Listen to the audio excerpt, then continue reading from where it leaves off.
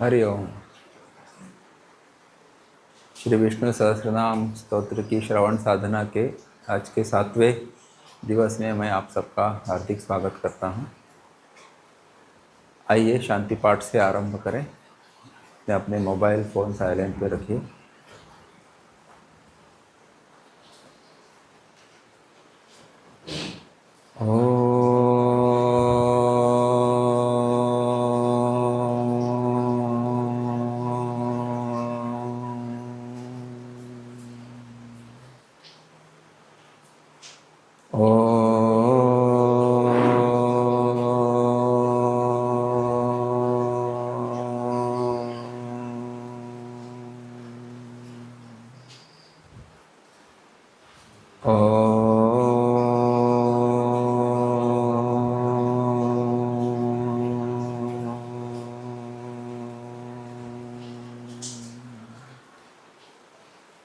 ॐ सहना भवतु सहनौ भुनक्तु सह वीर्यं करवावहै तेजस्विनावधीतमस्तु मा विद्विषावहै। ॐ शान्ति शान्ति शान्तिः। समस्तजनकल्याणे निरतं करुणामयं नमामि चिन्मयं देवं सद्गुरुं ब्रह्मविद्वरं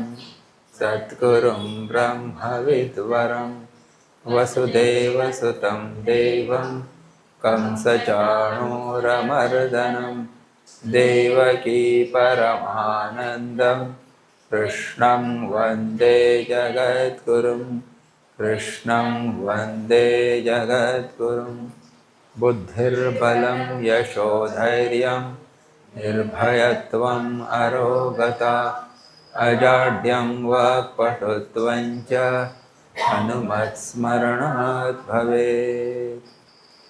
व्यासाय विष्णुरूपाय व्यासरूपाय विष्णवे नमो वै ब्रह्मनिधये वासिष्ठाय नमो नमः।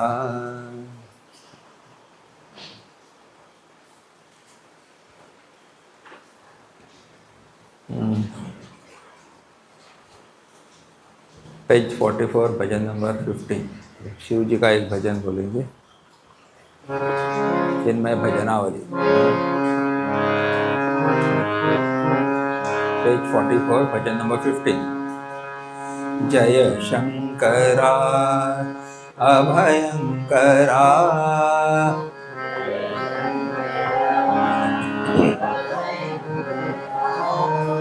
परमेश्वरा प्रलयंकरा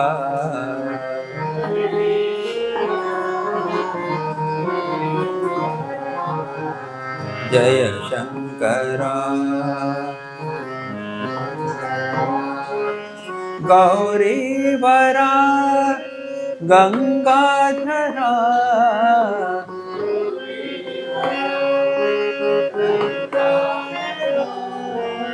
पाहि प्रभो मां करुणाकरा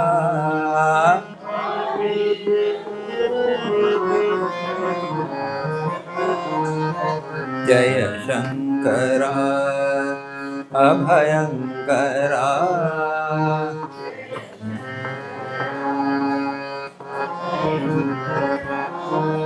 परमेश्वरा प्रलयंकरा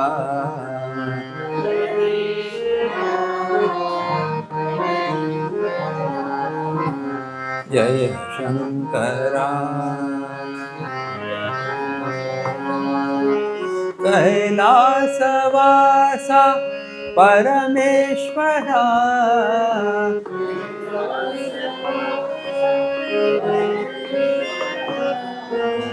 पाहि प्रभो मां जगदीश्वरा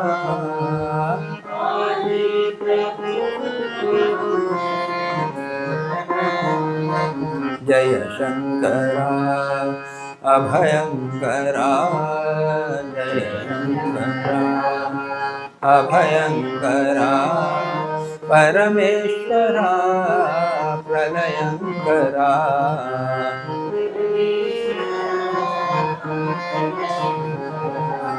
जय शंकर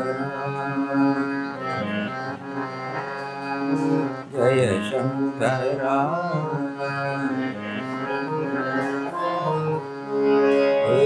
हर हर नमः पार्वती पतये हर हर महादेव। श्री सद्गुरुनाथ महाराज की जय। ओम शांताकारं भुजगशयनं पद्मनाभं सुरेशं विश्वाधारं गगनसदृशं मेघवर्णं शुभांगं लक्ष्मीकान्तं कमलनयनं योगिभिर्ध्यानगम्यं वन्दे विष्णुं भवभयहरं सर्वलोकैकनाथम्।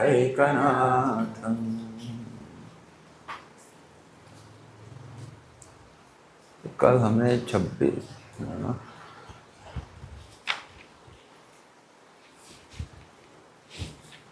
23 24 देखे थे ना।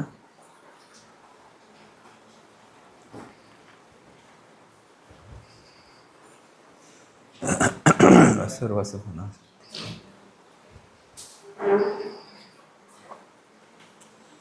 तो 24 और 25 साथ में पढ़ते हैं। श्लोका नंबर 24-25 अज सर्वेश्वर वहाँ से।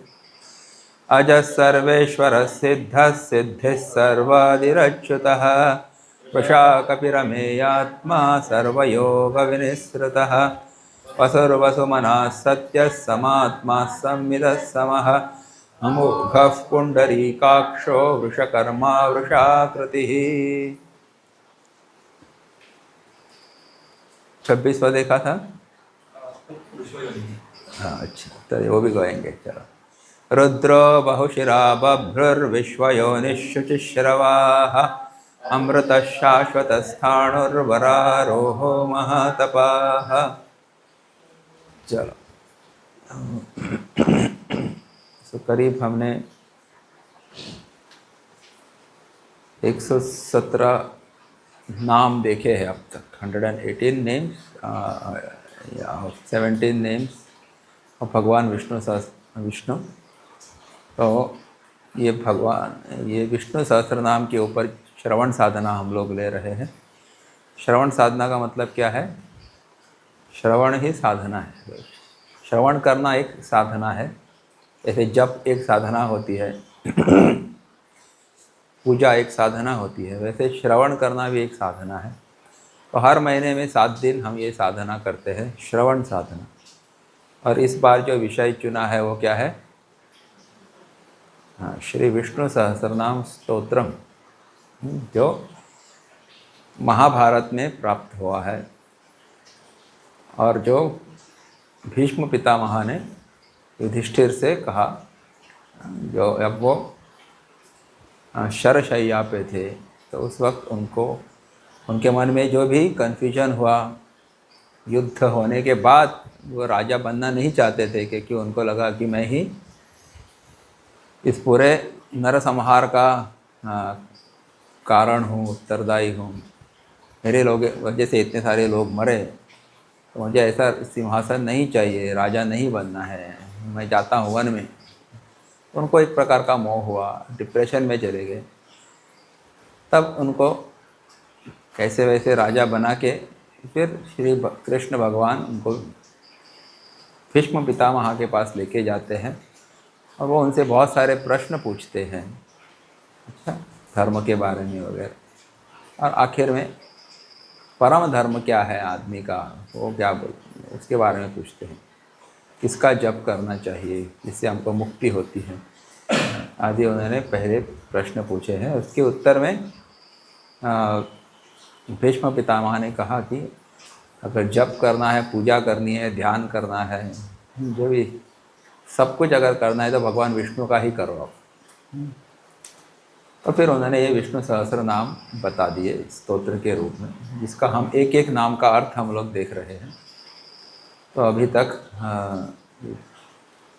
25 श्लोक उसके पूरे हो गए और उन 25 श्लोकों में 116-117 के करीब नाम हमने देखे। जैसे हमको समझ में आता है, मैं बताता हूँ। जैसे यहाँ पे हमको भाष्य में भगवान आदि शंकराचार्य जी गुरुदेव ने जो लिखे हैं बहुत अच्छे अच्छे विचार, जो आपके सामने हम रखने की कोशिश कर रहे हैं बस। तो रुद्र, ये एक कल नाम आया था, जिसका मतलब क्या है? हाँ, तो सबको रुला देता है। अच्छा, तो रुलाना है, इसका अर्थ क्या देखा था? जो जब संहार होता है तब भी हम रोते हैं ना, किसी कोई मरता है घर में तो हम रोते हैं। तो संहार के समय हमको रोना आता है, संहार आवश्यक भी है। जातस्य ही ध्रुव मृत्यु हो, जिनका जन्म हुआ है वो एक न एक दिन मरेगा है। तो जन्म और मरण दोनों ही क्रियाएं अनिवार्य हैं। या फिर जो गड़बड़ काम करता है उनको उनके कर्म फल देकर रुला देता है, इसीलिए भी रुद्र है। और जब हम भगवान की कथा सुनते हैं तब भी हम रोते हैं कि नहीं? कोई लीला होती है जिसमें बहुत भावपूर्ण होती है, तो वो लीला को सुनते सुनते हमारे, या पढ़ते पढ़ते जो भी है, या उसको गाते गाते हमारे मन में प्रेमाश्रु आते हैं। तो वो भी एक प्रकार का रुदन है। अच्छा, हमेशा कोई नाश हो गया, कोई नकारात्मक चीज़ हो गई इसलिए रोते हैं, ऐसा ज़रूरी नहीं है। कोई सात्विक भाव भी मन में उठता है तो भी हम रोते हैं, प्रेमाश्रु बोलते हैं उसको। अच्छा, तो ऐसे भगवान की लीला का, उनकी कृपा का, उनकी महिमा का स्मरण होने के बाद एक भक्त के आँखों से अश्रु निकलते हैं, तो वो भी रोना है, रुदन है, रुद्र। और क्या कहा था? हाँ हाँ, वो हमको बोलने की वाणी देता है। अच्छा, ऐसा भी एक अर्थ किया था ना। अच्छा, रोदयति, रुद्र रुर्दुःखम दुःख हेतु वा तत् द्रावयति यह प्रभु रुद्र इत्युच्यते तस्मात् शिव परम कारण। तो ये शिव जी का बहुत प्रसिद्ध नाम है। तो रुद्र यानी वाणी देते हैं, ऐसा ही, इसलिए रुद्र है। रु नाम है दुख या उसके कारण का, उसे द्रावित करते हैं, दूर भगाने वाले होने से भगवान रुद्र है। तो दुख का कारण हमसे दूर करते हैं, इसलिए भी रुद्र है, ऐसा उन्होंने यहाँ पे कहा। फिर क्या कहा? बहुशिराह, जिनके बहुत सारे सिर है। मतलब क्या? जितने शरीर है उतने सिर भी है। अच्छा, तो हर शरीर में कौन व्याप्त है? बोले भगवान ही सब शरीर में व्याप्त है, इसीलिए सभी शरीर किसके हो गए फिर? वो भगवान के ही शरीर है, चाहे वो मनुष्यों के हो, पशुओं के हो, पक्षियों के हो, कीटों के हो। अच्छा, जो भी जीव है ना, जीवित है, उनके जितने भी सर भगवान के ही सिर हैं। इसलिए हमने कहा सहस्र शीर्षा पुरुषः, ऐसे सहस्राक्ष सहस्रपाद। तो ये अनेकों उनके सिर होते हैं। अच्छा, फिर क्या कहा था? बभ्रुहु, बभ्रुहु का मतलब क्या था? बिभर्ति लोकान इति, लोगों का भरण करते हैं। भरण करना म्हणजे कितें? पालन पोषण, पोट भरता आमचे सगळ्यांचे, तो बभ्रू। तो पहले भी हमने ये अर्थ देखा था, सबको कुछ ना कुछ प्रोवाइड कर रहे हैं, हर एक जीवित प्राणी को, पशु पक्षी मनुष्य, सबको कुछ ना कुछ मिलता है, सब जिंदा है। तो भगवान is providing, may be through someone, through parents, या मे बी जिनके मन में दया है वो किसी को खाना खिलाता है, चाहे वो पशुओं को हो। तो that way this whole world is running, the main cause provider is Bhagwan only. अच्छा, ये याद रखना है। तो विश्वयोनि ही, विश्वस्य कारणत्वात् विश्वयोनि ही, यानी उस पूरे विश्व के वही एकमात्र कारण है, उन्हीं से ये पूरा विश्व उत्पन्न हुआ है, इसीलिए वो विश्व की योनि है। फिर क्या कहा?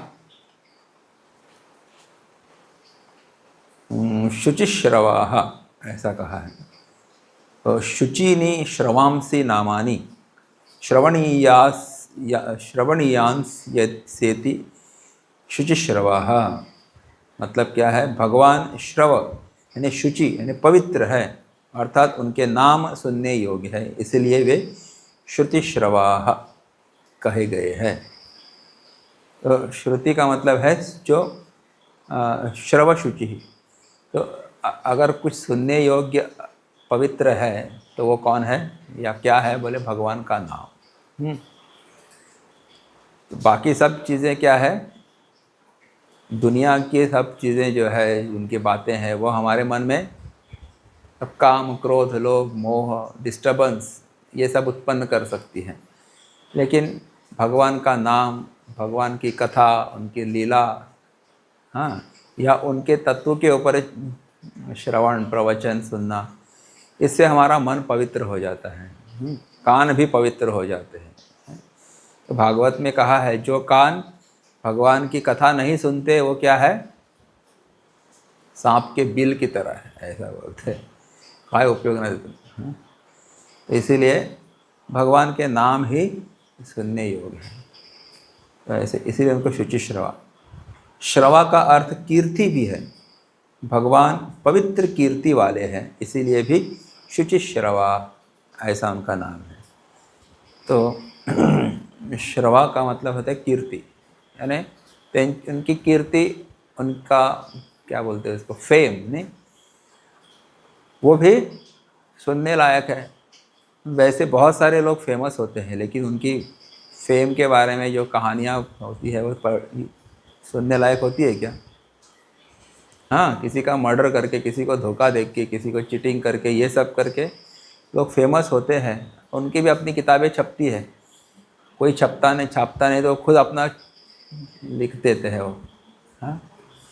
बट उसको पढ़ के हमारे मन में और भी क्या डिस्टर्बेंस, मोह, क्लेश, काम सब कुछ उत्पन्न हो सकता है, यानी अशांति उत्पन्न हो सकती है। इसीलिए वो उनकी कीर्ति का श्रवण पवित्र करने वाला नहीं है हमारे मन को, इसीलिए it is not the highest kind of श्रवणम, हाँ, या हाईएस्ट काइंड ऑफ कीर्ति श्रवण। लेकिन भगवान की कीर्ति के बारे में आप सुनेंगे तो भी आपको पवित्रता होगी। भगवान पवित्र कीर्ति वाले हैं, इसीलिए वे शुचिश्रवा ऐसा उनका नाम है। फिर क्या कहा है, अमृतः, अमृत मणिये किधर है, अमृत मणिये, अमृत कैसे निकला, समुद्र मंथन से भी एक अमृत निकला था, है ना, इसको पीने के बाद देवता लोग अमर हो गए। अच्छा, लेकिन वो अमर का एक सीमा है, अमरता की। अमर कब तक रहेंगे, बोले जब तक वे ब्रह्मा जी का कार्यकाल रहता है तब तक वो देवता बन के उस कार्यकाल में, मनवंतर में वगैरह रहते हैं। अच्छा, बाद में जब क्या बोलते हैं उसको, युग समाप्त होते हैं या महायुग समाप्त होते हैं तो वो देवता भी चले जाते हैं। अच्छा, तो रिलेटिवली दे आर अमर। ये अमृत जो है पीने के बाद जो अमरता मिलती है वो लॉन्जिविटी है, they are living much longer for longer period than human beings और other beings, but they also have to come down after that. तो वो परमानेंट ऐसा नहीं कि जीवित रहना, इस प्रकार से नहीं है, ठीक है, ऐसा शास्त्र कहता है। लेकिन जीवन मुक्त व्यक्ति का जो जिंदा रहना है वो कैसा है, वो एक बार जाने के बाद वहाँ पे मोक्ष प्राप्त करने के बाद परत पुनर्मोहम न गच्छति, मोह में वापस नहीं जा सकते हो, एक बार मुक्त हो गए तो मुक्त हो गए। तो यहाँ पे अमृत का अर्थ देखो है, भगवान का मृत अर्थात मरण नहीं है, इसलिए वे अमृत है। न विद्यते मृतम मरणमस्य इति अमृतः, तो भगवान कभी मरते नहीं हैं, इसलिए अमृत है। अच्छा, वो अमृत पीने के बाद आपका आयुष्य जो है, आयु लंबी तक चलती है। बट भगवान कैसे है, बोले वो स्वरूप से ही अमर है। अच्छा, अजो नित्य शाश्वतोयम पुराण, ऐसा कहा। न हन्यते अन्य माने शरीरे, आत्मा के बारे में कहा है। आत्मा और ब्रह्म एक ही है। तो अज है, कल कल देखा था ना, अज आया था, अजाय नमः, and one which is without any birth, definitely he will be without any death also. So Bhagavan is, because he is without any birth, he is without any death, he is अमर, अमर अमर है। तो श्रुति क्या कहती है? अजरो अमरः, बृहदारण्यक उपनिषद उस ब्रह्म के बारे में वो कहता है, वो अजर है, अमर है, ऐसा उसके बारे में कहा। और क्या कहा है?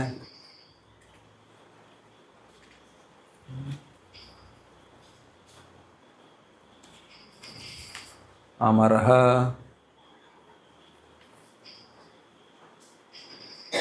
अमृतः, अच्छा, जो अमर और निर्विकार है। मृतम यानी मरा हुआ, और अमर का मतलब हुआ कि असीम, अजर, अमर और अव्ययः, ये अलग अलग इसके अर्थ दिए गए हैं। इसका अमर, इसका अर्थ यह भी हो सकता है कि अमृत स्वरूप, अमृतम, अविद्या रूपी रोग से पीड़ित व्यक्तियों के लिए निश्चित औषधि। तो हम और आप जो अविद्या से ग्रसे हुए हैं, उनके लिए एक निश्चित यानी डेफिनेटली काम करने वाली औषधि क्या है?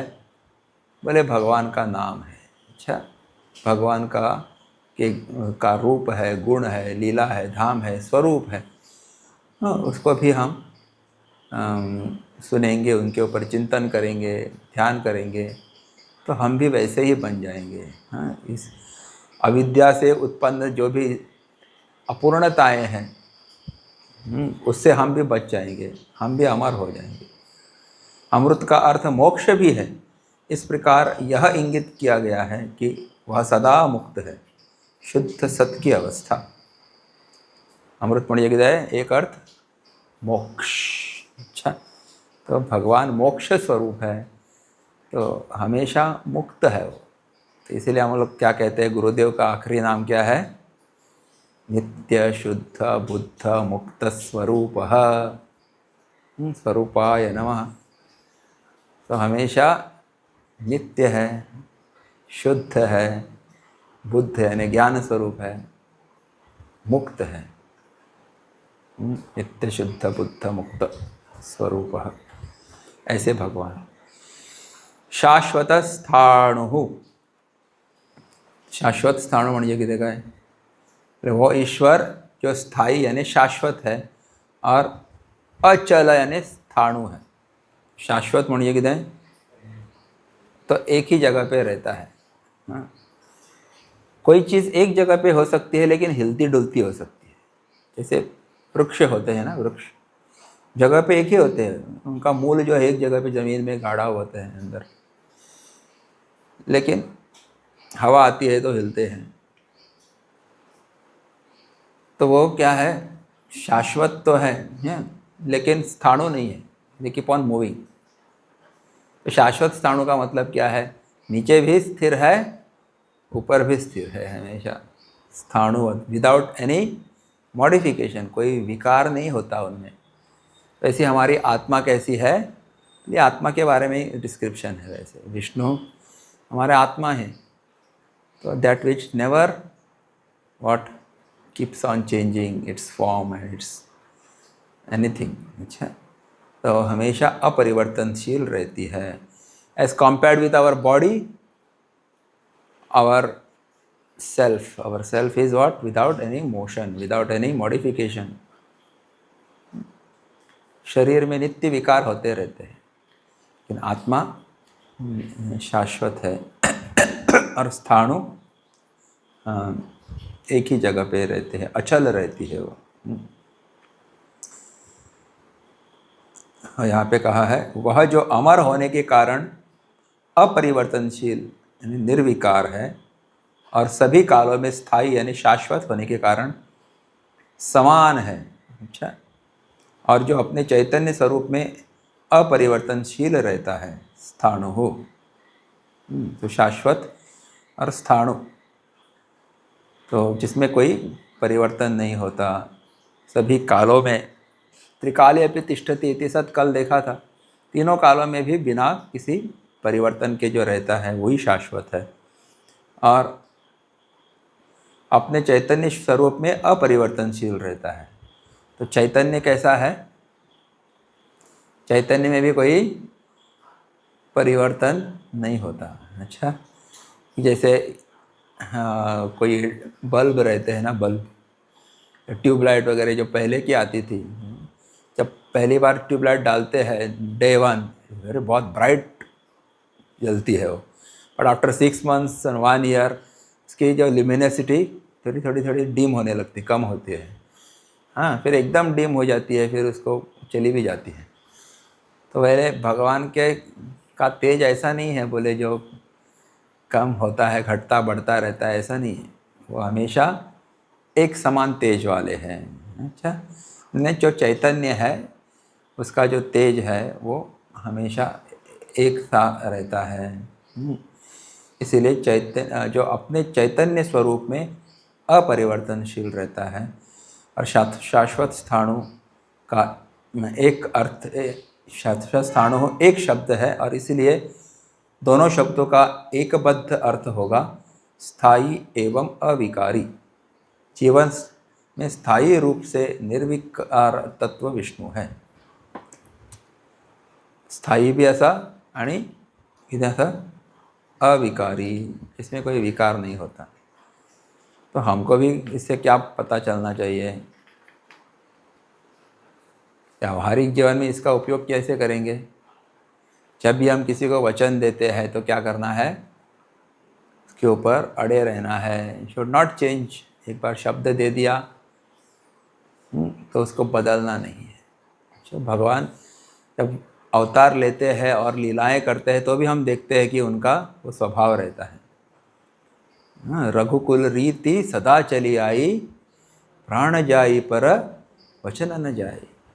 वो भी क्या है? स्थाणु, स्थाणु अटल, विदाउट नमे भक्त प्रणश्यति। भगवान कहते हैं मेरा भक्त कभी गिरता नहीं है, पेरिश नहीं होता। तो ये उनका वचन है। सो ही ऑलवेज फुलफिल्स, अपने भक्तों की रक्षा करते हैं। जिस किसी परिस्थिति में वो जाते हैं और उनको भगवान को पुकारते हैं, ही कम्स, क्योंकि उनका वचन भी स्थाणुवत है, अनचेंजेबल। हमारे वचन बदलते रहते हैं। यांना सांगले काय म्हणता मी, वो स्टैम्प पेपर पे लिख के भी देते हैं तो बोलते आई डोंट एक्सेप्ट, है ना। कोई करार साइन करते हैं ना, एग्रीमेंट्स होते हैं, दो देशों के बीच में भी होते हैं कभी कभी। एंड कोई वॉर लाइक सिचुएशन आता है तो क्या बोलते हैं? हम करार ब्रेक करते हैं, हमको पानी नहीं देंगे हम आपको। चेंज हो गया। कोई समझौता होता है, शिमला समझौता, डोंट एग्री, चलो। बट भगवान के ऐसे नहीं है। चल, at a relative stand point like that I am saying we should also keep to our word like Bhagwan, the nature of Bhagwan. वरारोह म्हणजे किती काय? वर का मतलब क्या है? जो सबसे श्रेष्ठ है, वरेण्यम। अच्छा, आरोह का मतलब होता है लक्ष्य। लक्ष्य म्हणजे ध्येय। तो भगवान कैसे है? जिनका ध्येय कैसा है, लक्ष्य कैसा है? ऐसा है वरेण्य है, श्रेष्ठ, टू बी, जो वर्थ चूजिंग। वर्ण करना मतलब क्या है? To choose, no. तो सबसे वर्णीय अगर कोई चीज़ हो तो वो क्या है? भगवान। भगवान को ही अपने जीवन का सर्वश्रेष्ठ लक्ष्य हमको रखना चाहिए। बाकी सब लक्ष्य तो ठीक है, क्या किसी को इंजीनियर बनना है, किसी को म्यूजिशियन बनना है, किसी को अब्जपति बनना है, ये सब चलो जीवन के लक्ष्य हो सकते हैं। बट अल्टीमेट लक्ष्य क्या है? क्या है? क्या होना चाहिए?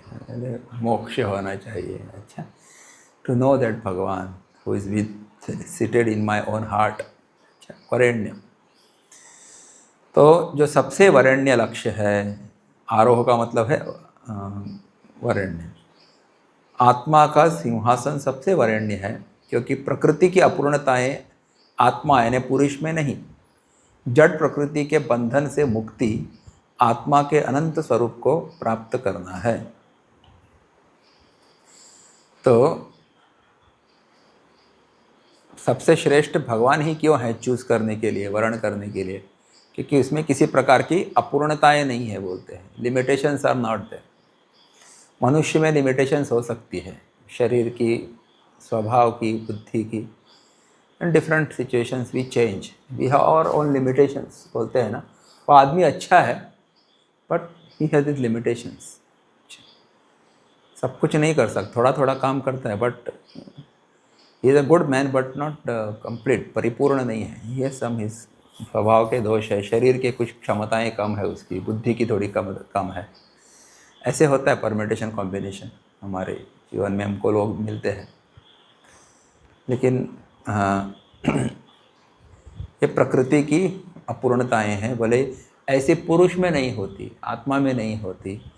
इसीलिए अगर आपको उस यहाँ पे कहा है कि जड़ प्रकृति के बंधन से मुक्त होना है तो किसको पकड़ो? बोले जीवन का लक्ष्य किसको बनाओ? भगवान को बनाओ या आत्मा को बनाओ, तो you will come out of the limitations of this जड़ प्रकृति।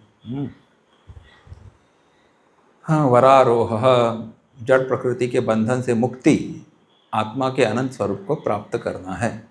तो आत्मा के अनंत स्वरूप को प्राप्त कर दिया तो प्रकृति के उस सीमाओं से आप परे चले जाएंगे, मुक्त हो जाएंगे, ऐसा है। इसीलिए छांदोग्य उपनिषद में भी कहा है कि वह नहीं लौटता। छांदोग्य उपनिषद 3 बार एक ही श्वास में उद्घोष करता है, हमें यह आश्वासन देता है कि जो बुद्धि की सीमाओं से परे विष्णु पद को प्राप्त कर लेता है, उसके लिए कभी भी पुनः अहम केंद्रित दुखों के तनाव से परिपूर्ण जीवन में पुनरागमन नहीं होता। न च पुनरावर्ती, न च पुनरावर्तते, ऐसा छांदोग्य उपनिषद का। जिसने आत्मा को एक बार प्राप्त कर लिया, मीन्स आत्मा का साक्षात्कार कर लिया, तो आप इस लौकिक बंधन वाले जीवन में कभी भी वापस नहीं आएंगे। You get liberated from all the limitations of this world, हाँ, outer world and inner world also. मन बुद्धि चित्त की जितनी सीमाएँ हैं, बंधन है, उससे आप मुक्त हो जाते हैं। यद कत्वा न निवर्तन्ते तद्धाम परमम मम, पहले कहा है। तो उसको प्राप्त करने के बाद वापस नहीं आना। तो सबसे वरेण्य श्रेष्ठ अगर कोई लक्ष्य है जीवन में तो भगवान है, भगवान विष्णु है। इसलिए उनका नाम वरारोह, ऐसा यहाँ पे होता है। यहाँ पे भगवान अपने शंकराचार्य जी ने क्या कहा है, देखो, वरह आरोहो अंको अस्य इति वरारोह। भगवान का आरोह अर्थात गोद, वर यानी श्रेष्ठ है, इसलिए वे वरारोह हैं। भगवान की गोद कैसी है? बोले श्रेष्ठ गोद वाले, ऐसा यहाँ पे लिखा है। अच्छा, और दूसरा अर्थ क्या दिखा है? आरूढ़ानाम पुनरावृत्य असंभवात्, उनमें आरूढ़ होना। अच्छा,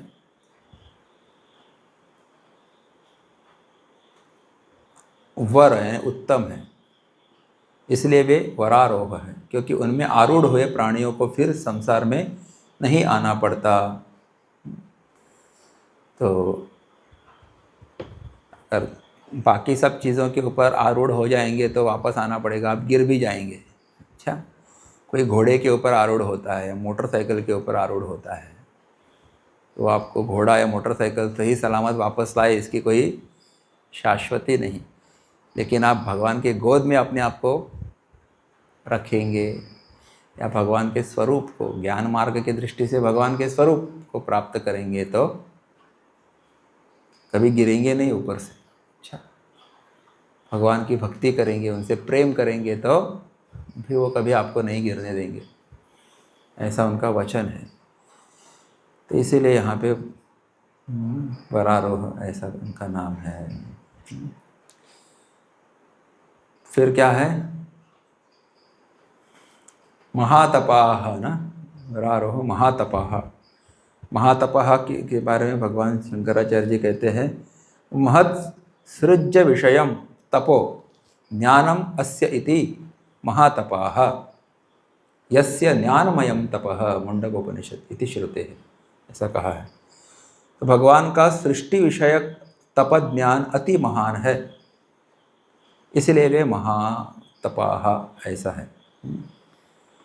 तो सृष्टि विषयक जितना भी उनका ज्ञान है, बोले वो महान ज्ञान है, इसलिए उनका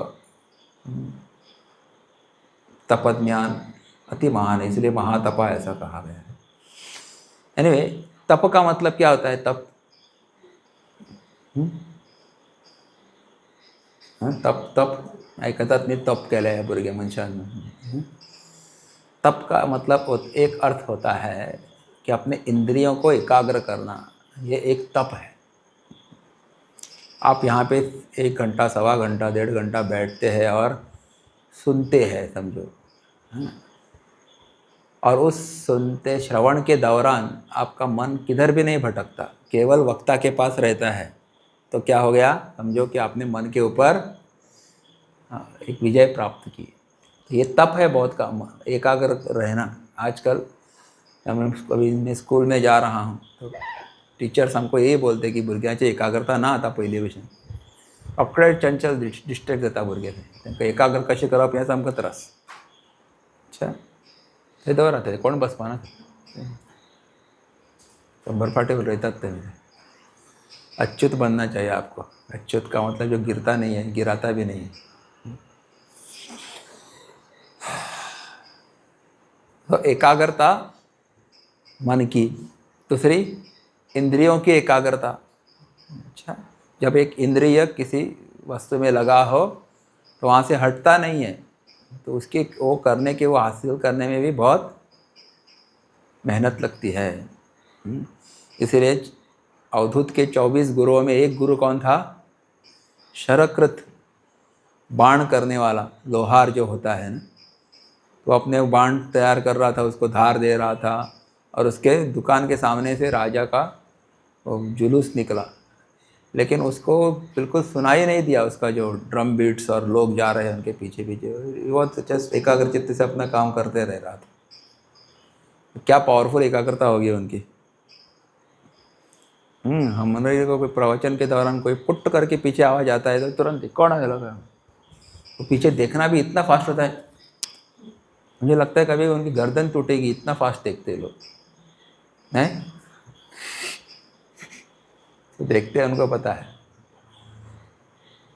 एक संकल्प करो, एक काट कूट फुट ठो ठो फुट कुछ भी हो जाए, एक मैं पीछे नहीं देखूंगा, साइड में नहीं देखूंगा, सिर्फ स्वामी जी को देखूंगा या वक्ता को देखूंगा या भगवान को देखो पीछे, लेकिन इंद्रियों को हटाना नहीं, संयम करना है। That is one kind of तप, इंद्रिय संयम। अच्छा, तो ध्रुव ने किया था इंद्रिय संयम ना, एकाग्र चित्त से वो खड़े रहे भगवान का नाम लेते हुए, और भगवान प्राप्त हुए उनको। अच्छा, मन भी एकाग्र, चित्त, अपने इंद्रियां भी एकाग्र थी। अच्छा, अभी दूसरी बात है कि कुछ लोग वो एकाग्रता सिद्ध करते हैं, जैसे रावण ने भी एकाग्रता सिद्ध की।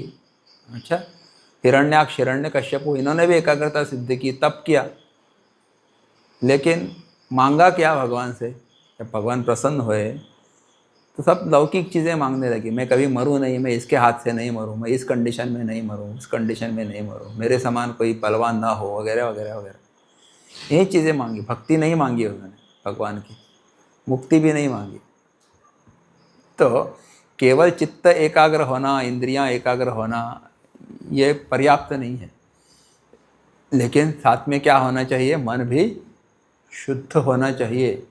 तो विवेक होना चाहिए कि क्या मांगना, क्या नहीं मांगना, वेरी इंपॉर्टेंट। तो इसीलिए कहते हैं कि क्या है? ज्ञानमय तप है। ज्ञानमय तप से जो पवित्र होता है पूता मद भावम आगता। तो ज्ञान के तप से जो पवित्र होता है वो मुझे प्राप्त होता है, ऐसा वहाँ पे भगवत गीता में कहा है ना। तो ज्ञान ही एक तप है, इसलिए कहा नहीं ज्ञाने न सदृशम पवित्रम इह विद्यते। ज्ञान के समान पवित्र करने वाला कोई दूसरा वहाँ पे है ही नहीं। तो कौन सा ज्ञान? आत्मज्ञान, वेरी इंपॉर्टेंट। अच्छा, तो आत्मज्ञान प्राप्त करते करते भी आपका मन शुद्ध हो जाता है। हम लोग 2 साल वेदांत कोर्स में वहाँ पे आश्रम में रहे, तो क्या था, हम लोग जंगली लोग यहाँ से गए थे, जैसे जंगली जानवर जाते हैं उस प्रकार से हम थे वहाँ। लेकिन 2 साल from morning 5:30 up to 8 PM only what, केवल सत्संग सत्संग सत्संग। सुबह 5:30 से 6 वैदिक चैंटिंग आधा घंटा, फिर 7 से 8 उपनिषद या कोई प्रकरण ग्रंथ। अच्छा, फिर संस्कृत का क्या वर्क, ग्रामर 10 to 11, 11:30, फिर 12 to 12:20 हरे राम हरे कृष्णा वो जप करना है 20 मिनट। फिर 3:30 या 4 बजे से 5, सवा 5 बजे तक और एक क्लास, जिसमें कोई लाइट टेक्स्ट होगा, गीता होगी या फिर कोई इस प्रकार से कोई प्रकरण ग्रंथ भी होगा। फिर शाम को सत्संग, जिसमें रामायण हो, भागवत हो, भजन हो, स्तोत्र गायन हो। So whole day when you just think, listen to what, only Vedanta and भगवत चर्चा, भगवत चिंतन, तो क्या होगा, आपका मन धीरे धीरे पवित्र हो जाता है। So we saw so many of our bad habits have gone in that 2 periods of time. नकळत कितलेशे वाईट सवय आमचे ते नष्ट झाले, because you lad a very pure life, pure environment and listening to the most pure thing that is Vedanta. शास्त्र चिंतन, शास्त्र चर्चा, शास्त्र श्रवण, इसका बहुत ज़्यादा प्रभाव होता है। ठीक है, तो इसलिए ज्ञान क्या करता है, हमको पवित्र करता है, पवित्र। तो भगवान का एक नाम क्या है, महातपः, ज्ञान। और तीसरी चीज़ क्या बोले, ध्यान। तो ध्यान भी करना चाहिए। अच्छा, तो ध्यान करने से भी हमारा वो भी एक प्रकार का तप है, अपने आत्म स्वरूप के ऊपर ध्यान करना, ये तप है। बहवा ज्ञान तपसा पूता मद्भावम आगता। इस प्रकार तपस्वी बना, हमको सबको बनना चाहिए। भगवान अपने गुरुदेव यहाँ पे लिखते हैं कि संस्कृत भाषा में तपस शब्द के 3 अर्थ है, ज्ञान, ऐश्वर्य और प्रताप। अच्छा, चैतन्य की उपस्थिति में ही हमें अपने सभी अनुभवों का ज्ञान होता है। किसी वस्तु या विचार के विषय में भान होना उस वस्तु या विचार का ज्ञान है, जिसके विषय में मुझे भान नहीं, मुझे वास्तव में उसका ज्ञान भी नहीं। हर देश, हर काल में उपस्थित सभी प्राणियों के मन में होने वाला प्रत्येक ज्ञान चैतन्य द्वारा वृत्ति के विषय को प्रकाशित करने के पश्चात ही संभव है, और इसीलिए चैतन्य को उपनिषदों में शुद्ध ज्ञान के रूप में इंगित किया गया है, जिसके प्रकाश मात्र में ही सभी ज्ञान संभव है। सभी प्राणियों की सभी उपलब्धियां और ऐश्वर्य, सारी शक्ति और बल तभी व्यक्त हो सकते हैं जब वे जीवित हो। यह महान सत महाविष्णु है, जिसका तप ज्ञानमय है। बहुत लंबा एक्सप्लेनेशन। तो यहाँ पे कहा ज्ञान तप, यानी ज्ञान को भी तप कहा है ना, और ये चैतन्य का ज्ञान है। चैतन्य ज्ञान स्वरूप है ना, आत्मा ज्ञान स्वरूप है। वही चैतन्य जड़ उपाधियों को भी क्या करता है, जैसे आँख, कान, नाक, जीभ, त्वचा, ये अपने आप में जड़ है। तो उनका चैतन्य के साथ जब संपर्क होता है, योग होता है, तो वो भी ज्ञान प्राप्त करने के काबिल हो जाती है। तो इसीलिए वो सभी विषयों को, वृत्तियों को, भावनाओं को वो प्रकाशित करती है। तो इसीलिए कहते हैं चैतन्य को उपनिषदों में शुद्ध ज्ञान के रूप में इंगित किया गया है। यह महान सत महाविष्णु है, इसका तप ज्ञानमय है, ऐसा यहाँ पे।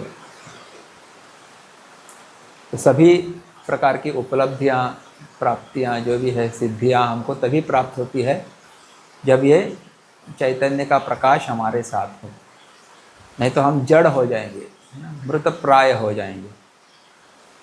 तो ये तप यानी ज्ञानमय तप भगवान विष्णु ही है, ऐसा समझना चाहिए। One way of explaining. भगवान शंकराचार्य जी कहते हैं, क्या कहते हैं, भगवान का सृष्टि विषयक तपज्ञान अति महान है, इसलिए वहाँ तपा है। इस विषय में जिसका ज्ञानमय तप है ऐसी श्रुति भी है, अथवा उनका ऐश्वर्य या प्रताप रूप तप महान है, इसलिए वे महातपा है। तो सृष्टि विषय उनका ज्ञान है, वो भी महान है, ऐसा यहाँ पे लिखा है।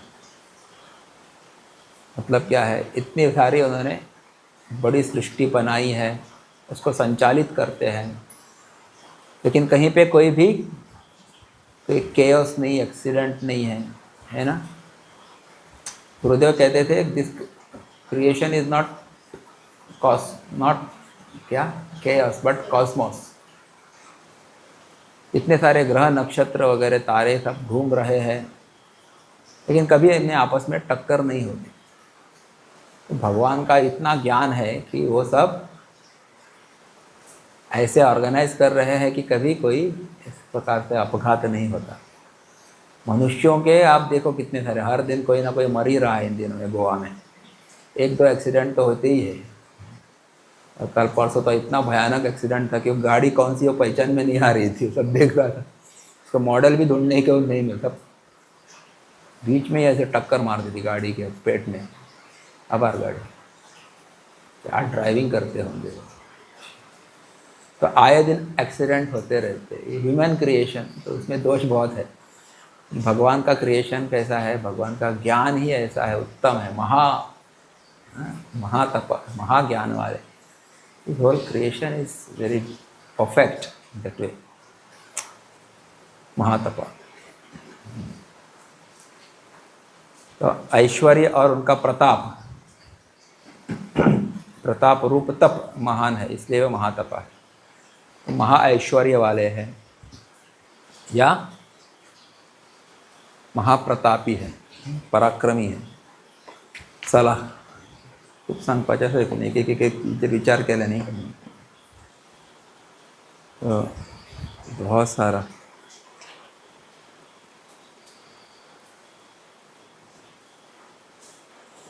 यहाँ पे वो कहते हैं मराठी में जो ये आया है, बोलते हैं गीता के 16वें अध्याय में पहले श्लोक में तप ये शब्द आया है। वो 26 दैवी संपत्तियाँ, दैवी गुण है, उसमें से एक है, ऐसा बोलते हैं।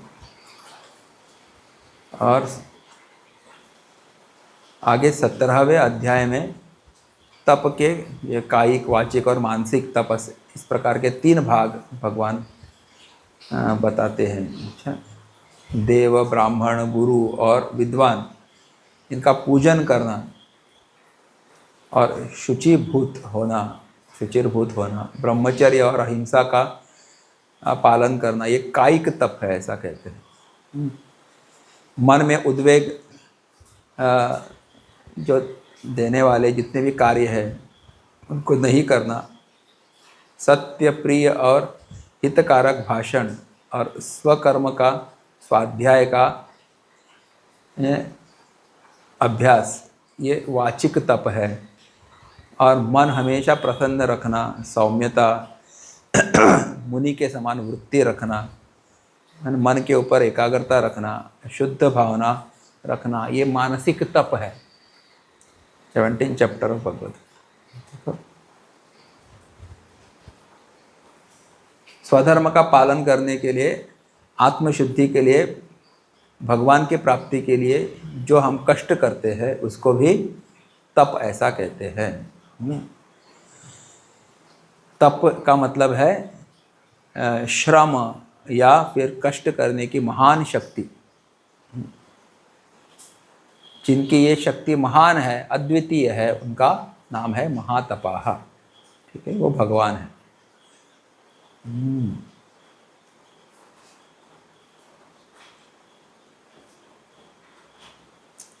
भागवत में ऐसा एक प्रसंग है, यहाँ पे उसका दिया है कि सबसे श्रेष्ठ तप कौन सा है।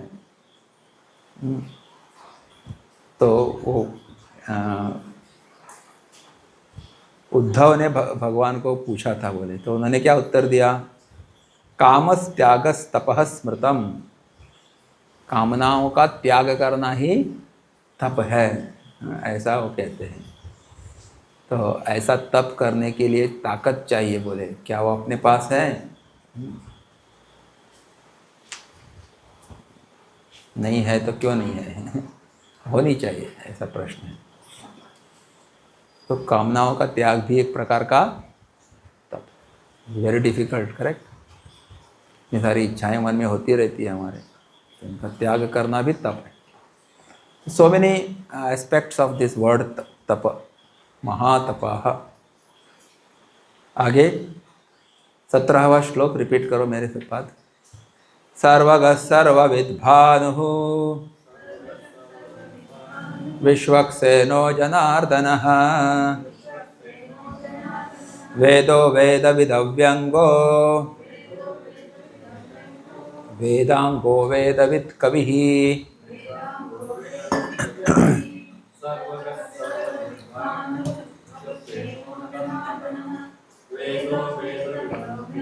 वेदांगो वेदवित् कविः। तो यहाँ पे कितने नाम आ गए हैं? सर्वगः, सर्वविद् भानुः, विश्वक्सेनः, जनार्दनः, वेदः, वेदवित्, अव्यंगः, वेदांगः, फिर वेदवित् फिर से आ गया ना, वेदवित् और कवि ही। तो कितने नाम है? 10 नाम आ गए हैं यहाँ पे। तो 123 तो 132, तो 10 नाम है यहाँ पे। अच्छा, सर्वगः, सर्वत्र गच्छति इति, सर्वगः, सर्वगः म्हणजे कितें? सगळ्या भोंवता खंय, काय काम ना तेका, सगळ्याक भोंवत आसता तो। केन्नाय गेले मार्केटान दिसता न्ही, भोंवता अशे लोक आसता पळय केन्नाय। अरे तो मार्केटान आसता मरे केन्नाय पळयल्यार, केन्नाय पोस्ट ऑफिसान गेले हे आसता थंय म्हणटा आमचे थोडे लोक। कुछ लोग होते हैं जो ऐसे घूमते रहते हैं मार्केट में, पति पत्नी घूमते घूमते दिखते हैं लोगों को, कुछ लोग। तो भगवान ऐसे है क्या, कुछ बिना कारण के घूमते नहीं हो। सर्वगः का मतलब क्या है? सर्वव्यापी है, इसीलिए इज ऑल परवेडिंग। अच्छा, इसलिए सब जगह पे होते हैं। जो ब्रह्म ही सर्वव्यापी है, तो वही हम सबके क्या है? कारण है, और कारण हमेशा कार्य में व्याप्त होता है। तो ये पूरी सृष्टि उन्हीं का क्या है? कार्य है, इफेक्ट है। So that's why he is pervading, he is always there at all places. हाँ, सर्वत्र गच्छति, कारण रूप से सर्वत्र व्याप्त होने के कारण वे सभी जगह जाते हैं, इसीलिए सर्वगः है। खड़े तुमका कारण रूप से सब जगह पे है, ऐसा कहा है। ऐसे नहीं कि वो चल के जाते हैं, गाड़ी से जाते हैं, कहीं उड़ के जाते हैं, नहीं, he is always there everywhere. तो जाना एक प्रकार से लिमिटेशन ऑफ लैंग्वेज यू कहते, ही इज ऑलरेडी देयर, सर्वगः। ओके, फिर क्या कहा है? सर्ववित्, ऐसा कहा है। सर्ववित् म्हणजे कितें? वित्त म्हणजे जाणणे, जाणणे, जानना। सर्व है सब कुछ, सब कुछ जानते हैं, सर्वज्ञ है। तो यहाँ पे सर्वम वेत्ति विन्दति इति वा सर्ववित् भाति इति भानुः। सर्ववित् भानु, अच्छा, सर्वविद भानु एक शब्द है। अच्छा ठीक है, सब कुछ जानते या प्राप्त करते हैं इसलिए सर्वविद है, ऐसा कहा है।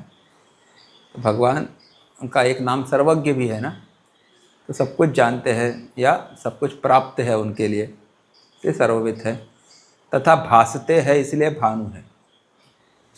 भासना मणिए कि दें अनुभव में आना, हाँ, इसलिए वो भानु। अच्छा, अभी इसके विषय में एक श्रुति उपनिषद में आया है, कठोपनिषद ना, तमेव भांतम अनुभाति सर्वम, हम लोग यहाँ हमेशा बोलते हैं तस्य भाषा सर्वमिदं विभाति, ऐसा हम बोलते हैं ना इधर हमेशा। इति श्रुते है, ये श्रुति में यही आया है इस विषय में। हाँ, उसके ही भाषित होने से यह सब भाषित होते हैं, यह श्रुति। और दूसरा गीता में क्या आया है 15वां अध्याय में, यदादित्यगतं तेजः जगद्भासयते अखिलम। तो सूर्य के अंदर वो तेज बन के इस पूरे अखिल सृष्टि को भी प्रकाशित करते हैं। सूर्य के अंतर्गत रहने वाला तेज संपूर्ण संसार को भासित करता है, यह स्मृति प्रमाण है। तो भगवद गीता स्मृति है, महाभारत स्मृति है, तो उसमें ये भी प्रमाण दिया है। इस प्रकार भगवान सर्वविद है और भानु भी है, इसलिए सर्वविद भानु है। तो भगवान सूर्य भी क्या है, इसलिए हम सूर्य नारायण बोलते हैं ना, सूर्य नारायण। तो सूर्य भी देव है, प्रत्यक्ष देवता है, इस दिन बोला था इसके बारे में। तो सर्वविद भानु, तो सर्वविद भानु सब कुछ जानने वाले और सबको प्रकाशित करने वाले, ऐसे ये सूर्य हैं। और सूर्य में जो प्रकाश है वो भगवान का ही है, ये भी याद रखना चाहिए। ओके, सर्वविद भानु।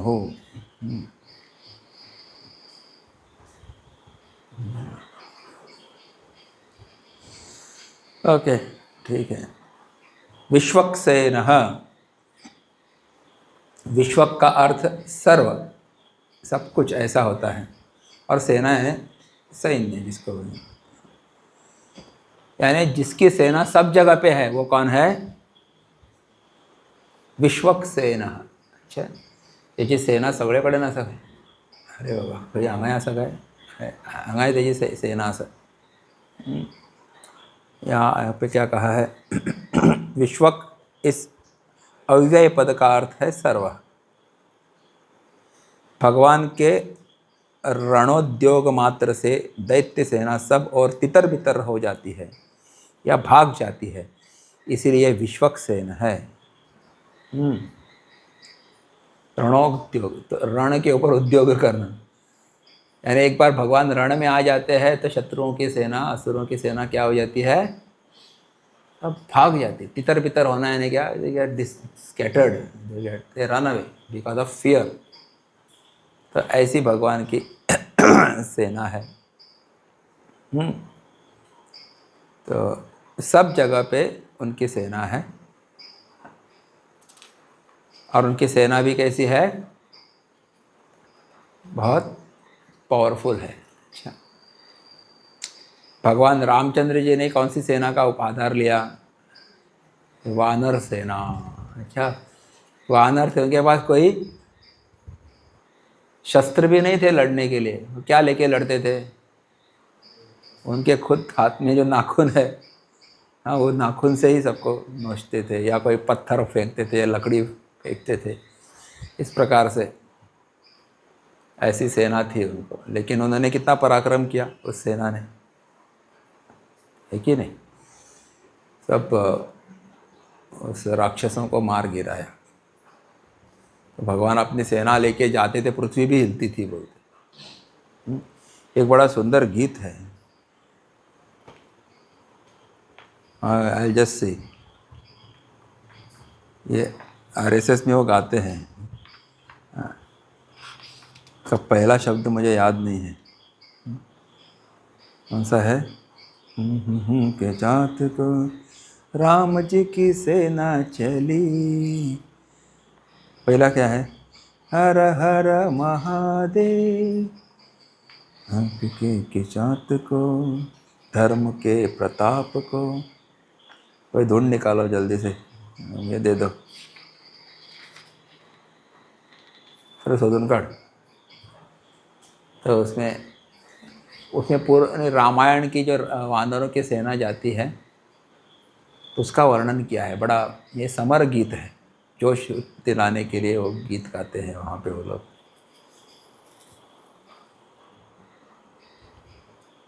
राम जी की सेना चली, ऐसा है वो इधर राम जी के इसमें होगा या फिर आध्यात्मिक भजन में होगा। धर्म के प्रताप को, ऐसा कुछ है। तो विश्वक्सेन, यहाँ पे मराठी में क्या दिया है देखो। विश्वक का अर्थ है सर्व, सेना यानी सैन्य। इसका जिसकी सेना सर्वत्र है, विश्वक से बड़े ये बोले शब्दशः अर्थ हो गया। वे सेना क्या करते हैं, तो सत्ता को प्राप्त करने के लिए या सार्वभौमत्व प्राप्त करने के लिए या टिकाने के लिए सेना की मदद होती है। करेक्ट। तो सैनिक कॉन्कर करना किसी को या अपने देश की सीमाओं को की रक्षा करने के लिए, बचाने के लिए भी सैनिक का उपयोग करते हैं, सेना का उपयोग करते हैं। तो इसका अर्थ या इससे विश्वक्सेन का अर्थ होता है जिनकी सत्ता सर्वत्र है। सेना का काम क्या है, सीमाओं की रक्षा, उस सत्ता की रक्षा, भूमि की रक्षा वगैरह।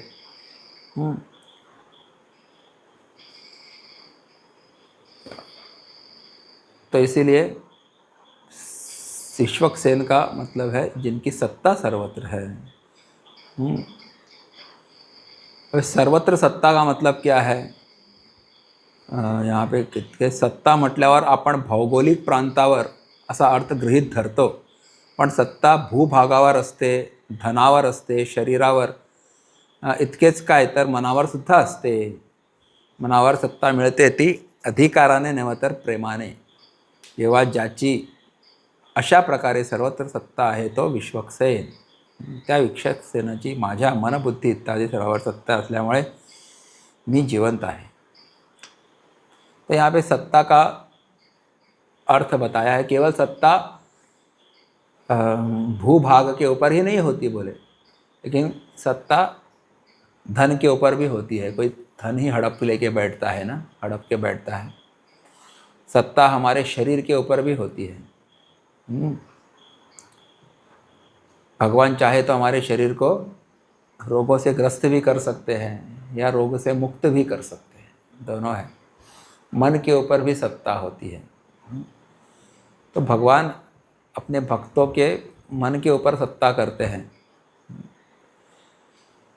जब भक्त भगवान से प्रेम करता है तो भगवान की सत्ता उसके अपने भक्त के मन के ऊपर भी हो जाती है।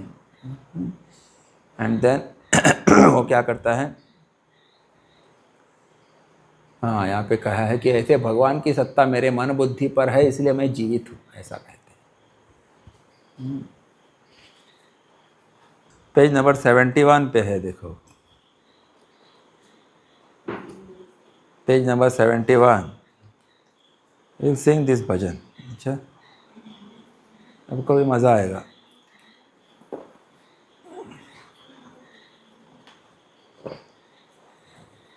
जहाँ संभव है आप उसको रिपीट करिए।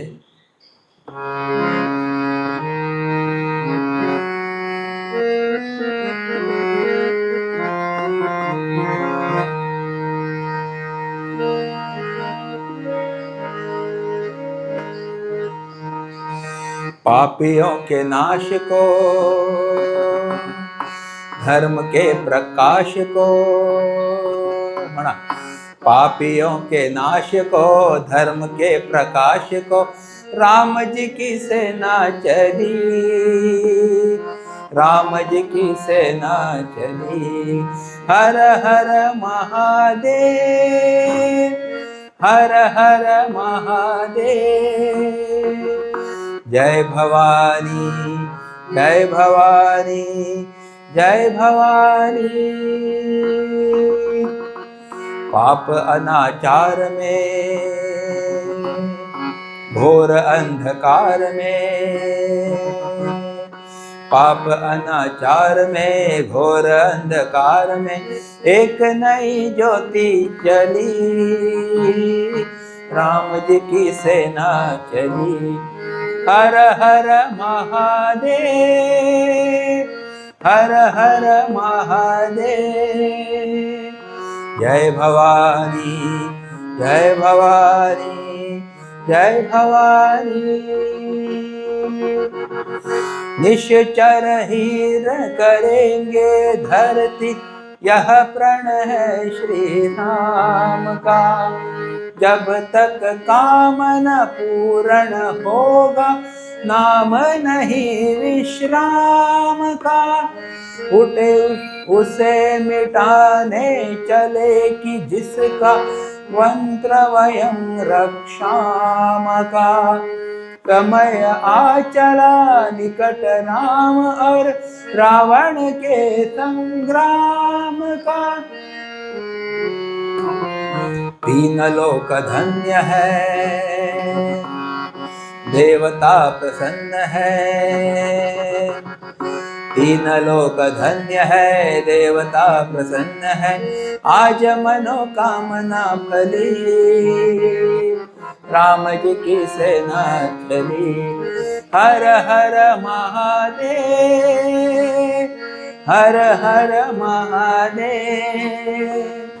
जय भवानी, जय भवानी, जय भवानी। रामचंद्र जी के संग लक्ष्मण कर में लेकर बाण चले। लिए विजय विश्वास हृदय में, संग वीर हनुमान चले। सेना संग सुग्रीव नील नल अंगद छाती तान चले। उसे बचाए कौन कि जिसका वध करने भगवान चले। आगे रघुनाथ है, वीर साथ साथ है। आगे रघुनाथ है, वीर साथ साथ है। एक से एक भली, राम जी की सेना चली। हर हर महादेव, हर हर महादेव। जय भवानी, जय भवानी, जय भवानी। प्रभु लंका पर डेरा डाले, जब महासागर पार हो। तब हो सफल अभियान हमारा, तब सपना साकार हो। पाप अनीति मिटे धरती से, धर्म की जय जयकार हो। तब हो विजयी राम हमारे, तब रावण की हार हो। राम जी से आस है, राम पे विश्वास है। राम जी से आस है, राम पे विश्वास है। राम जी करेंगे भली, राम जी करेंगे भली। हर हर महादेव, हर हर महादेव। जय भवानी, जय भवानी, जय भवानी। जय भवानी, जय भवानी, जय भवानी।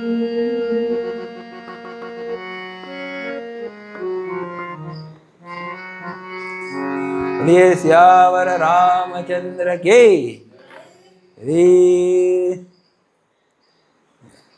नमः पार्वती पतये, हर हर महादेव।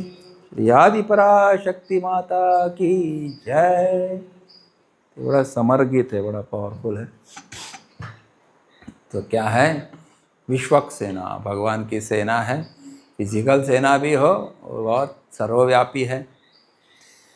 और उनकी सत्ता रूपी से ना हमारे मन इंद्रिय शरीर के ऊपर भी होती है तो भी वो हमारी रक्षा करती है। जनार्दन कंप्लीट दिस श्लोक का, क्योंकि फिर कल सत्संग नहीं है ना, आज आखिरी दिन है। जनार्दन का मतलब क्या है? जना, जन म्हणजे जनता, हाँ, अर्दन यानी मारने वाला, जनता को मारने वाला, जो तो त्रास देने वाला, पीड़ा देने वाला। अच्छा, लेकिन कोई बोलेगा कि बिना कारण कोई भगवान हमको पीड़ा देते हैं क्या? There should be some reason ना।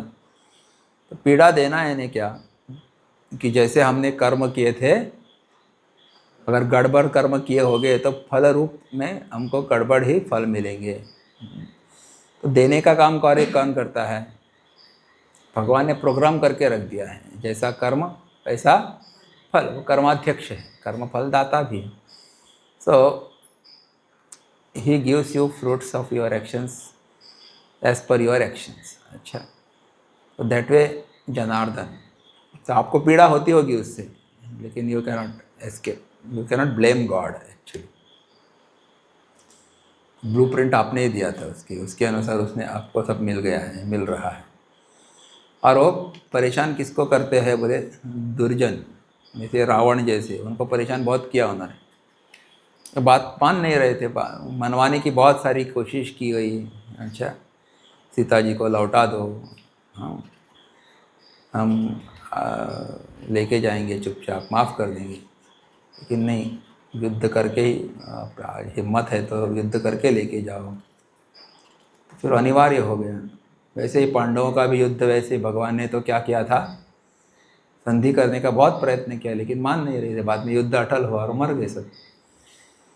जनार्दन तो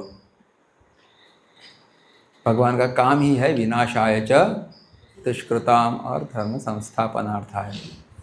वो अपना काम करते रहते हैं। दैट इज़ अवतार का ये उनका प्रयोजन है, बिना कारण नहीं देते, दुर्जनों को ये करते हैं और फिर उनकी दुष्टता भी नष्ट करते हैं। उनके कभी कभी उनको दुष्टता नष्ट करते हैं।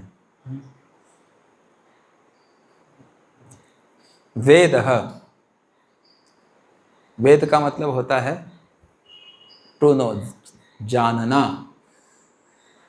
तान्य हम वेद सर्वाणि न त्वं वेत्थ परंतप, बहुनि मे व्यतीतानि जन्मानि तव चार्जुन।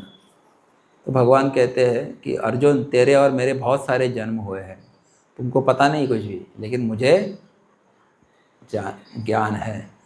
तो भगवान ऐसे हैं जिनको पहले कहा था ना, सर्वज्ञ है। तो सब कुछ ज्ञान उनको है, लेकिन जीवात्मा को लिमिटेड ज्ञान होता है, वो सब कुछ नहीं जानते। वेद, तो वैसे वेद यानी चार वेद है, उसका भी अर्थ क्या है? ज्ञान है। वो ज्ञान के ही क्या है? Their books of knowledge, correct. तो इसीलिए वेद भी, यानी जो किताब ग्रंथ का भी नाम वेद है। अच्छा, और वेद क्रिया का भी नाम है जानना, टू नो। अच्छा, इसलिए भगवान वेद रूप भी है। यहाँ पे क्या कहा है? भगवान म्हणजे ज्ञानाचा अक्षय सागर, अनंत ज्ञान वाले ऐसे है वो।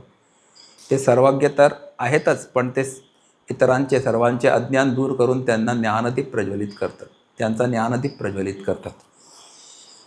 तो अज्ञान को भी नष्ट करते हैं। तेषां सतत युक्तानां भजतां प्रीतिपूर्वकम तदामि बुद्धि योगम तम येन माम उपयान्ति। जो उनके पास जाते हैं, उनकी भक्ति करते हैं, उनके मन से अब अज्ञान हटा देते हैं, लेकिन उनको ज्ञान देते हैं। बुद्धि योगम ददामि, ऐसा वहाँ पे लिखा है। तो अज्ञान का अंधकार दूर करते हैं, ज्ञान दीप प्रज्वलित करते हैं उनके हृदय में। और क्या कहा है यहाँ पे? इसीलिए भगवान का नाम वेद है।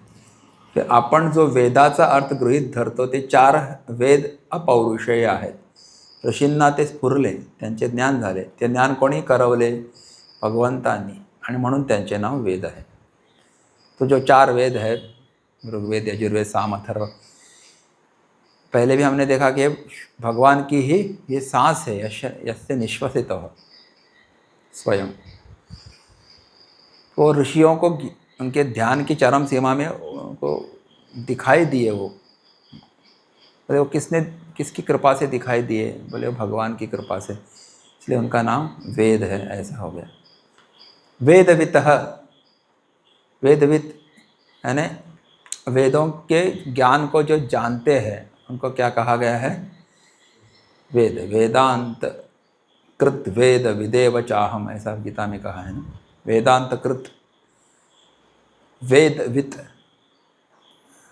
ऐसा भी चाहम, वेदांत को करता भी मैं हूँ और उनको जानता भी मैं हूँ।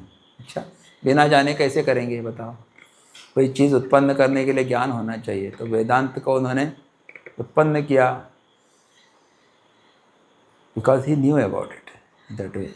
अच्छा, तो वेदांत करता व वेदांत जानना ही मीच है। कुछ करने वाला और जानने वाला भी मैं है, मैं ही हूँ। वेदांत कृत वेदवित। अव्यंग, व्यंग यानी कोई कमी होती है ना, लिमिटेशन्स होता है, कोई दोष होता है, ऐसे अव्यंग। त्यांच्या भितर कसलाच व्यंग ना है। हाँ, शारीरिक मानसिक सब प्रकार के व्यंग होते हैं। कोई स्वभाव में दोष होते हैं किसी किसी के, कितना ही बताए वो करते नहीं हैं ठीक से। तो अव्यंग किसी प्रकार का उनको दोष नहीं है। तो उनकी बुद्धि परिपूर्ण है, उनका शरीर परिपूर्ण है। न्यूनता वगैरह जो होती है वो उसमें कुछ भी नहीं है। भगवान में ये सर्वांग सुंदर है, सर्वज्ञ है, इसीलिए उनका नाम अव्यंग है। फिर वेदांग, वेद ये जिनके अंग रूप है उनको वेदांग कहा है।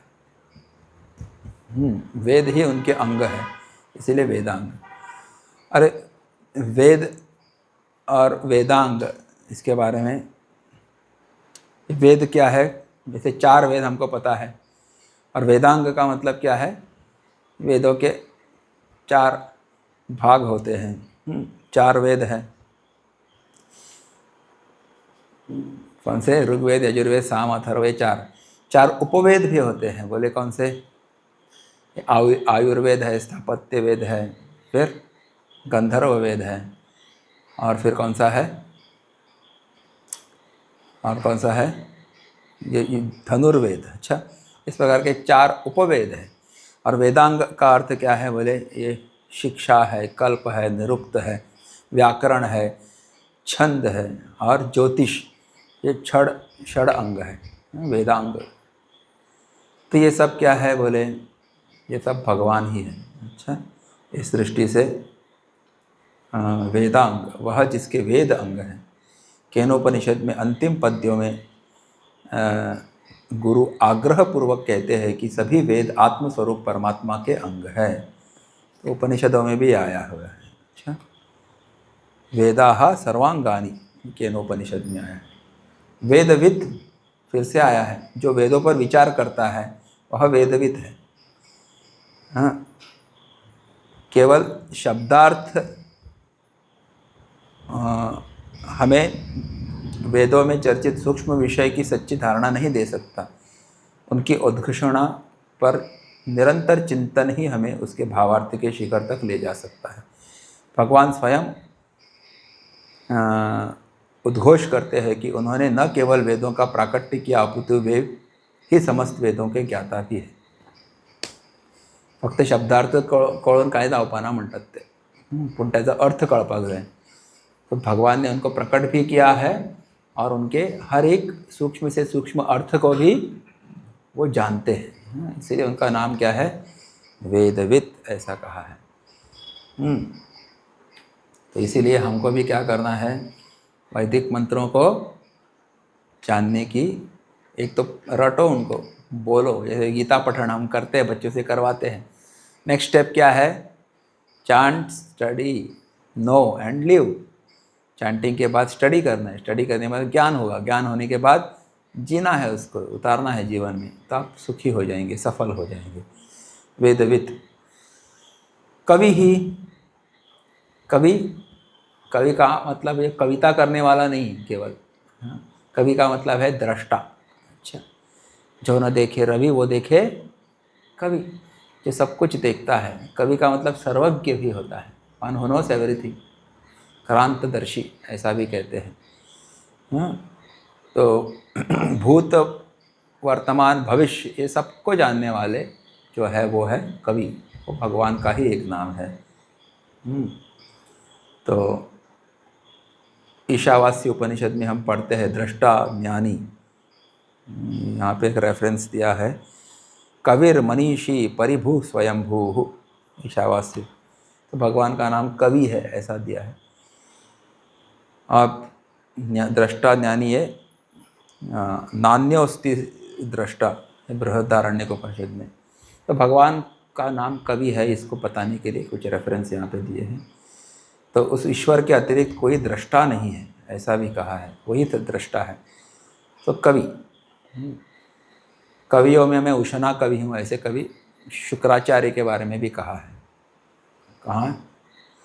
कवि नाम उशना कवि ही, विभूति योग में। तो इस प्रकार से ये नाम यहाँ पे पूरे हो जाते हैं। कितने हो गए? 132। अच्छा, तो आज हम यहाँ पे पूरा करेंगे, समय भी हो रहा है। अगला सत्र जो है अगले महीने में 20 तारीख के आसपास हो जाएगा, क्योंकि अगला महीना मेरे ख्याल से फिर गणेश चतुर्थी भी है ना, तो I will declare when it is. और बीच में क्या है, फ्रीडम वीक सेलिब्रेशंस है, तो अनेक प्रतियोगिताएं हम लोगों ने युवा केंद्र की तरफ से रखी है। तो 10 तारीख से आरंभ होगी। Drawing competition, story telling competition, monologue competition, फिर dance, solo dance competition, group singing competition, reel making competition, फिर एक दिन साइकिल रैली भी होगी यहाँ पे, स्वच्छ भारत अभियान, इसका संदेश देने के लिए। So this programs are next month will be very busy actually with activities. तो जिनको इसमें वॉलेंटियर बन के आना है, we are most welcome. Okay, lots of volunteers are required. So we will announce next whenever it is happening. So अपने Facebook या WhatsApp पर आप मैसेज भेजेंगे आप बस। Thank you. वीर मारुति गंभीर मारुति, वीर मारुति अति धीर मारुति का प्रचार तैयार कर। गीत मारुति संगीत मारुति का प्रचार तैयार कर।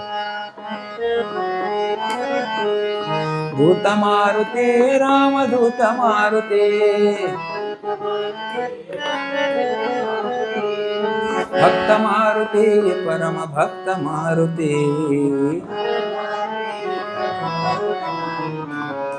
वीर मारुति गंभीर मारुति, गंभीर मारुति, गंभीर मारुति।